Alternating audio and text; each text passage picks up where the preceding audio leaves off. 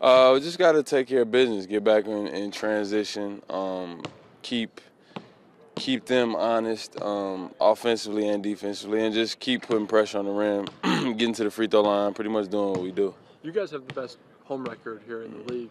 What's the key to success? Because you've blown some people out, and you've also made some comebacks here at Fort Wayne. Just kind of looking internally, feeding off the energy that the home crowd brings, and kind of that having that attitude and that mentality of taking care of home court. That's something we take pride in. We just mentioned it in the huddle to break just then, but it's just having that mindset and looking internally and feeding off the crowd.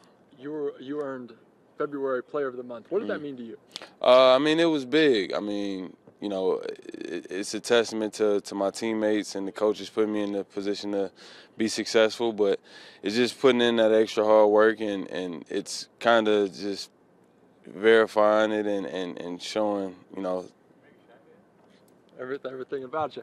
You've averaged like 30 the last 12. I mean, how much have you had talks with NBA teams about? I actually haven't had any talks. You know, I think that kind of gets you off focus. Me personally, that's how I view it.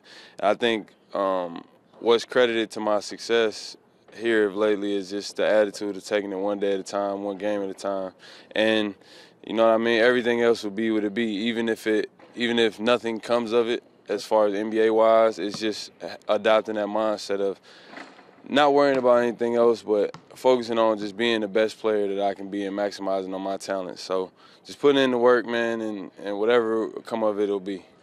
How can you keep getting better? Because the numbers you put up are kind of ridiculous. How do you continue to improve there? Nah, I mean, just continuing to improve. Just looking into other ways, small intangibles for how I can help the team be successful. Defensively, I think one thing I can do better from my standpoint is rebounding, helping the bigs. We've been out rebounded these past few games, so just looking at the small intangible things, and you know, just getting better and contributing more to the team's success. Okay. You guys have like 7 games left, playoff push. Mm-hmm. What's the mentality going forward into the grind of the playoffs? You know, just early on, we talk about looking at the game and the schedule in bunches of 10. So it's almost like having the mindset of it's a whole new season. You know, we attack 10 game increments, and of course, you know, we're fighting for seeding in the playoffs. So just looking at these 7 games as, you know, we're 0-7, or you know, we're 0-0, and just taking care of business. What's the mentality for you heading toward the playoff? Because obviously the G League playoffs may not be the biggest thing on a lot of people's minds. How do you take a mentality that it could be one of the bigger things? I mean, who doesn't want to win a championship? I mean, me personally, I want to be a winner. I want to be remembered as a winner. So that kind of takes care of itself. You know, it's the playoffs. Just the name, the mention of the playoffs brings about, you know, the thought of it being high pressure moments. So, you know, when I want to go out as a winner. Get back on track. It's that simple. You know, playing pretty well, winning 5 games in a row, and then getting on the road and not getting one of them was tough. But you know, we're still in a good position, and we play really well at home. We got the best record in the entire league at home, so it's good to be back home. But we got to, you know, take care of the ball, and we got a defensive rebound. Those are the 2 things that we should have done better in Texas, but we did not. So we got to come with better urgency with those 2 things. What's your message? I mean, playoff pusher. You got 7 left. What's the message going forward? Well, it's every game counts. You know, I've said it even in the beginning of the year.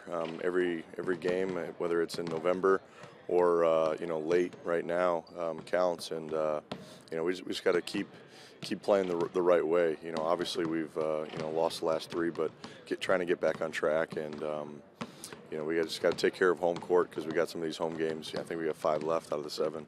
So if we take care of what we're supposed to do at home, I think we'll be in pretty good shape. What's the key to you guys' success here? Because you've won some big blowouts and you've also won a bunch of comebacks. I mean, what's the key to here? I think it's just, you know, you play at home, you're more comfortable. Our fans are a huge part of it. You know, we've had 3 sellouts the last 3 games, which obviously helps. But you know, guys are just more comfortable, and you know, our fans basically. That's the only thing I could think of. Yeah. I remember last week you talked about DeQuan and he's being like he should be the player of the month. He was the player of the month, and then he might not be around here very long. Are you still surprised he's kind of with this team? And Yeah, I am. You know, I mean, the last 2 games, I mean, he's had 37 points or whatever it was. He's been our offensive threat for us, and he's been logging a lot of minutes too. So I don't know why he's not with an NBA team, but I'm not complaining either. Not having him. So, he's just playing really well, and he's got to continue to do it for us. Because he might be disappointed, he might be emotions over. How do you make sure he's still into it, even though he's not? He's still here. Just having conversations with him and seeing where his head's at. I don't want him to be frustrated, but the conversation I've had with him, he's been great about it, and he still has a chip on his shoulder. So he wants to continue to prove that he is an NBA player every night, and he's been doing it. So.